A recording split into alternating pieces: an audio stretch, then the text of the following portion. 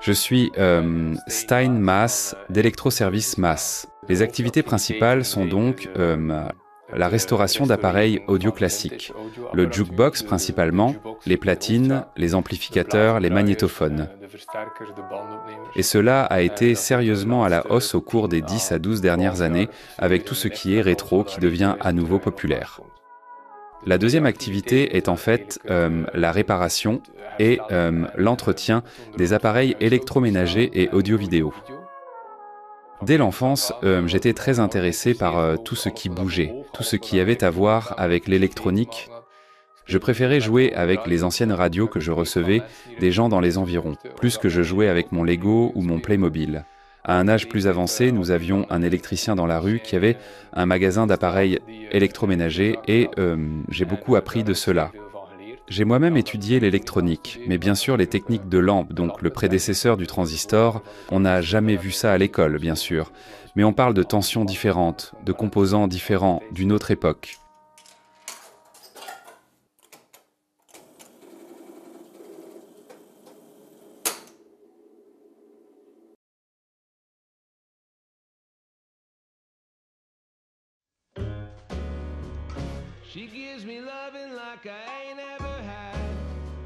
Un jour normal ressemble en fait à ceci. Pour l'école, je me lève en fait à 5 heures. Vers 5h15, je me rends au fitness jusqu'à environ 6h30. Ensuite, je rentre à la maison, puis je mange et je me prépare. Et vers 7h15, je me trouve au bureau et je m'occupe des papiers. Oui, alors normalement, je me mets en route vers 8h pour les réparations des appareils électroménagers.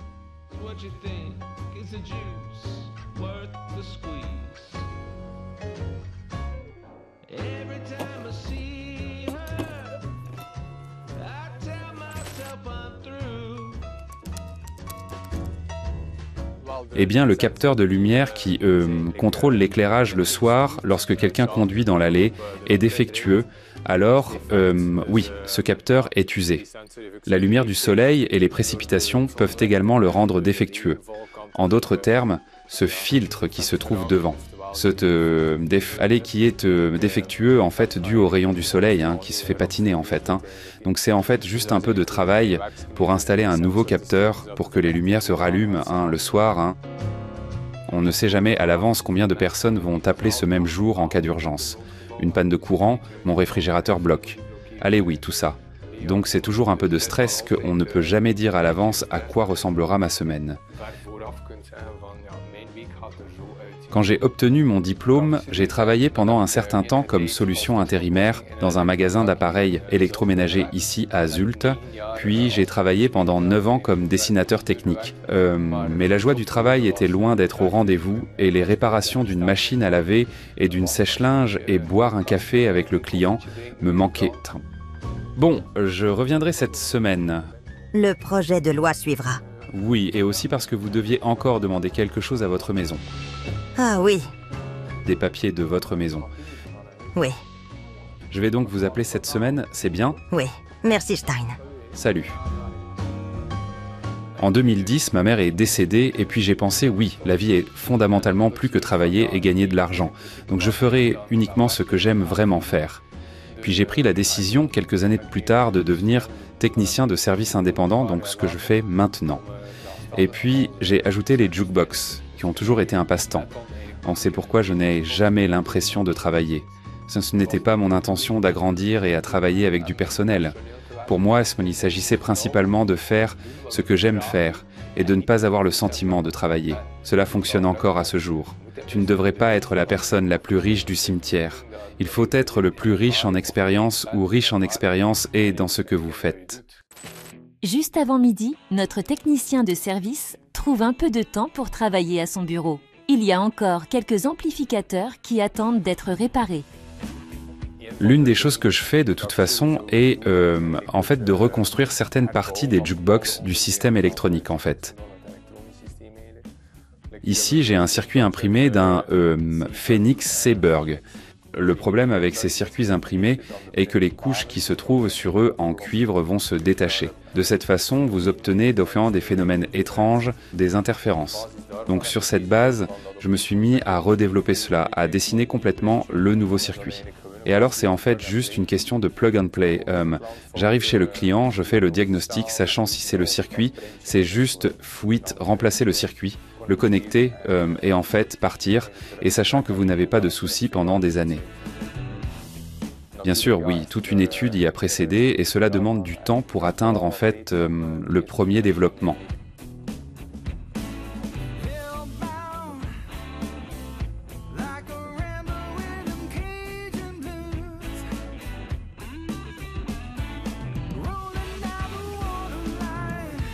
Oui, maintenant, il s'agit simplement d'assembler le circuit lui-même. Donc, en fait, le premier a été conçu. Alors, le circuit imprimé est ensuite développé et puis seuls les composants doivent y être soudés. Oui, cela nécessite une certaine précision.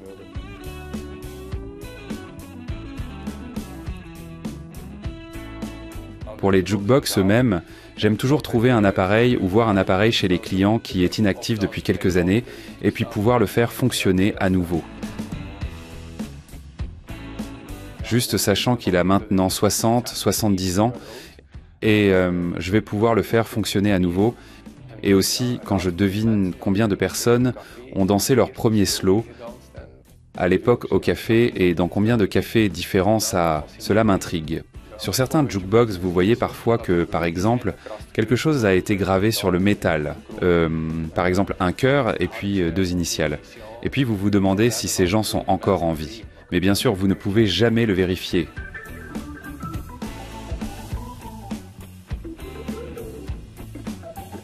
Ici, c'est donc un Wurlitzer 2900.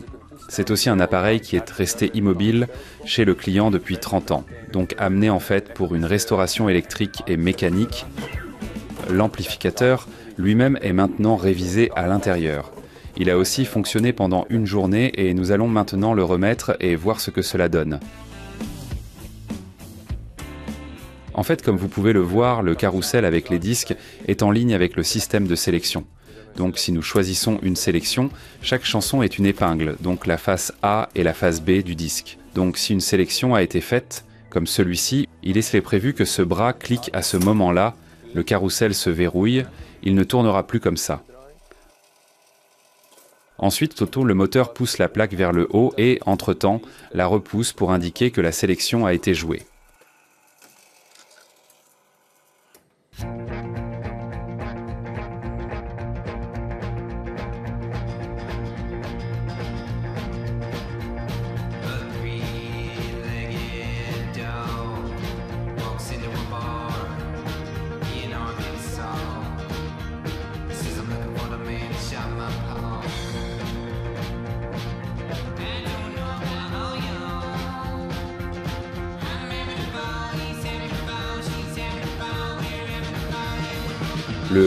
L'aspect musical m'a toujours intéressé car dès mon plus jeune âge, ma mère y a mis des disques de son époque et aussi de la musique classique. Et oui, tu grandis avec ça et tu apprends à apprécier ça. L'aspect mouvant et le système analogique complet de sélection mécanique, parmi les épingles qui sortent, une sélection qui y touche. C'est oui, un horloge suisse mais avec de la musique. C'est un amplificateur à tube d'un jukebox Wurlitzer. La plupart des composants qui s'y trouvent ont expiré en valeur, surtout les condensateurs et les couches L. Si par exemple il est indiqué 100K, alors cela peut même être 120K ou 70K, de sorte que la plage est complètement disparue. Cela a donc un impact sur vous, sur votre son finalement. Soit les lampes deviendront trop chaudes, soit elles seront actionnées trop froides pour que vous n'ayez presque pas de basse. Comme vous voyez, l'appareil a été sablé, donc cela a été fait. Oui, en fait pour éliminer la corrosion, mais aussi le circuit imprimé est sablé, donc il n'y a plus de marquage là-dessus. Comme ici, il y a encore 2 vieilles résistances dans ces anneaux colorés comme vous trouvez ici. Elles ont disparu, donc vous n'avez aucune référence ou presque disparu. Vous n'avez aucune référence, vous ne savez pas ce que c'était. Vous ne pouvez pas non plus le mesurer, car si vous le mesurez, sa valeur a expiré de toute façon.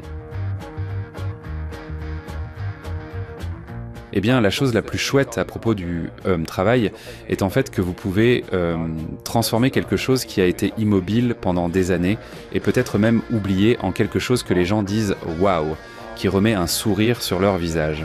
Cela en ce qui concerne le jukebox et l'audio. Et si vous considérez les appareils électroménagers, oui, les gens sont toujours heureux. S'ils peuvent être réparés, de pouvoir laver à nouveau ou de revenir de voyage et d'allumer immédiatement leur machine à laver. Donc c'est important et c'est un aspect très positif de ce travail.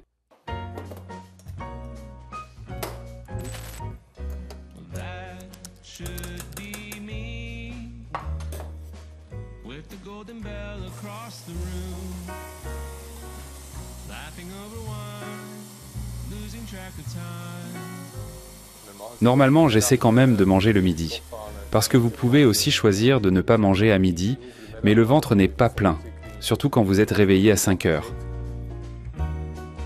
En tant qu'indépendant, vous devez toujours garder vos limites. Parce que si je le voulais, je pourrais être en alerte pour tout le monde, jour et nuit, et continuer à faire des réparations. Un homme, tout comme votre GSM, qui doit être branché pour recharger le soir. Et c'est la même chose avec les gens, ils doivent aussi avoir le temps de se recharger. Parce que sinon, vous ne pouvez pas le soutenir. Une leçon que j'ai apprise au fil des ans, comme je travaille déjà depuis longtemps, c'est que vos clients fidèles, qui apprécient que vous alliez, par exemple un dimanche matin pour redémarrer une Digibox, je donne juste un exemple simple, qu'il apprécie vraiment, que ces personnes sont réellement fidèles. Pour moi, c'est toujours la chose la plus importante, que le client soit réellement satisfait de ce que vous faites. Non, oui, Olympia ne pose aucun problème. Et qui est-ce le problème avec la machine à laver ? Oui, cela peut être le module de commande ou les balais de charbon. Et d'où êtes-vous ? Ostroß-Bequet et la rue ? Devrait être réparé, oui. Eh bien, écoutez, je vais vous appeler ce soir pour le planifier au cours du week-end prochain. Stein se rendra bientôt chez un client à Deins. Mais d'abord, il fait un petit arrêt à Crucem. Le sèche-linge du client ne sèche plus les vêtements. Eh bien, alors nous savons qu'il est temps d'appeler Stein. Avec cette machine, le problème est en fait que l'eau de condensation qui est pompée vers le haut, vers le réservoir d'eau. La pompe est obstruée par des résidus de tissu qui restent encore dans le sèche-linge ou l'adoucisseur de tissu. Et cette pompe doit maintenant être nettoyée afin que l'eau puisse être pompée à nouveau et que la machine ne génère plus de code d'erreur.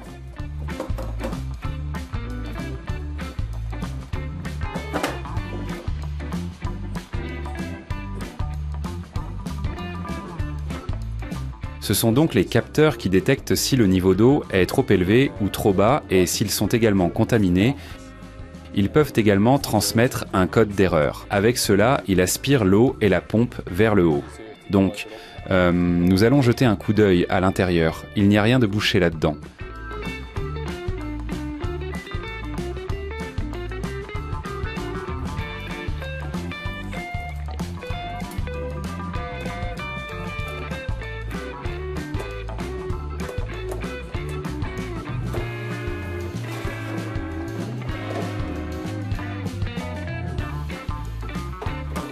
Alors maintenant, pour tester si l'eau est effectivement pompée vers le haut, nous mettons la machine dans le menu d'entretien et nous contrôlons manuellement la pompe à eau pour voir si cette eau monte réellement.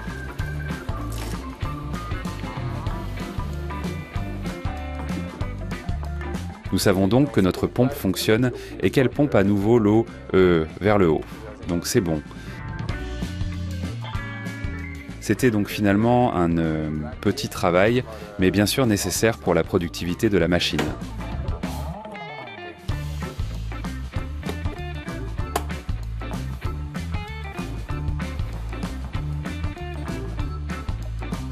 Je remarque bien sûr, et je pense que d'autres techniciens peuvent voir que, ainsi que d'autres magasins électriques, que les jeunes ne pensent parfois plus à « Ah oui, ça peut être réparé, il est rapidement remplacé ». Dans certains cas, c'est aussi normal car le prix permet de le remplacer rapidement. À mon avis, je suis toujours quelqu'un qui va essayer de le réparer ou voir si ça ne peut pas être réparé. Ou oui, cette machine peut-elle durer encore 4 ans, vous pouvez toujours en acheter une autre. Si bien sûr cette période de réparation dépasse 4 ans pour ainsi dire. Parce que oui, je le compare avec une relation et vous voyez que beaucoup de gens ne travaillent plus sur leur relation. Il y a quelque chose, pouf, et la relation est immédiatement terminée. Et parfois, je pense que cela provient en fait un peu de cette société de consommation, dans d'autres aspects de la vie. S'ils ont marre de leur appartement qu'ils louent ou de leur travail, ils vont changer rapidement. Et parfois, les gens demandent « oui, et il n'y a pas de logiciel de tricherie dessus » ou « oui, pourquoi ne dure-t-il plus si longtemps ?» Dans certains aspects, et pour que certains appareils et certains composants électroniques ne durent pas aussi longtemps, mais vous avez des composants de par exemple 50 centimes, puis le même composant d'une marque plus durable avec X nombre d'heures de vie en plus de par exemple 1,50 € ou 2 €. Dans les appareils moins chers, ils utiliseront les composants les moins chers, ce qui est finalement également désavantageux pour le consommateur, car il se cassera un peu plus rapidement avec des appareils plus durables et sera alors les composants les plus durables.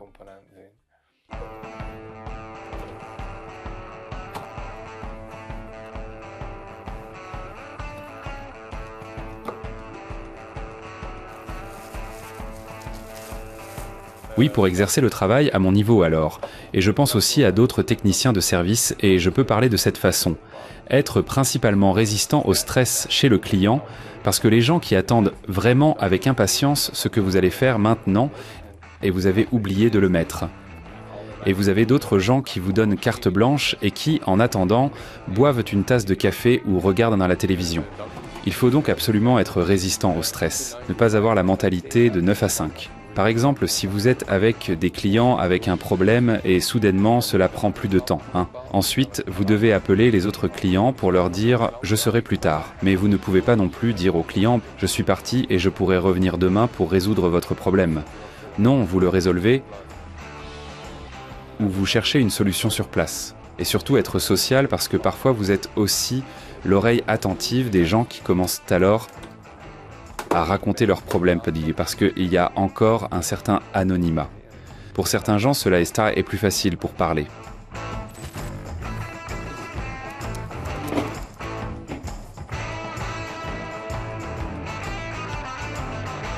Je suis parfois fier de moi.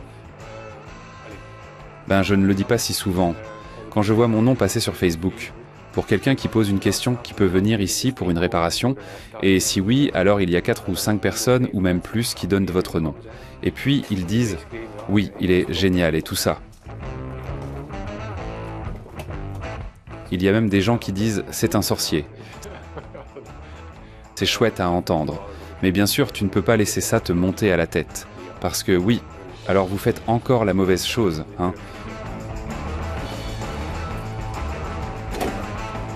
Je ne me vois pas encore, si la santé le permet, arrêter dans X nombre d'années ou dans 10 ou 20 années. Je pense plutôt que nous avions aussi de tels types ici à Machelen, que je serais l'électricien qui, ayant 80 ans, avec sa camionnette, fait le tour avec une salopette bleue, non plus pour l'argent, mais pour, oui, le contact social en fait, pour une guignole et un café. Cet aspect, donc, c'est comme ça que je m'imagine vieillir. Nous laissons Stein continuer à travailler sur les circuits imprimés et la préparation des factures.